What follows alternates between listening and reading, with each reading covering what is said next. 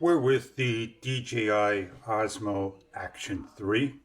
We are on the latest firmware that came with the camera during shipment, and that's going to be one of the two information areas of interest. Firmware version 01.01.04.40. The camera version is 10.00.06.25. There's no reason why we should have two different types of versions. One is a package, one is the camera.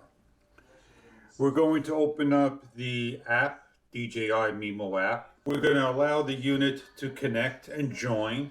New firmware available. Tap to upload. Osmo Action 3 version 01.01.0540 is 138.1 meg.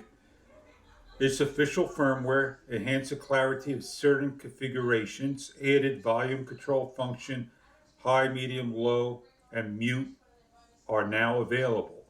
50% were already transferred to the phone. The other 50% will be the upload.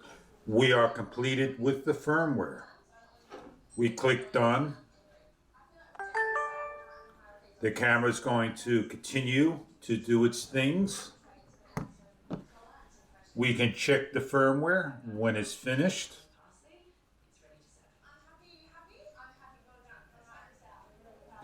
By swiping down to the cog all the way to the bottom.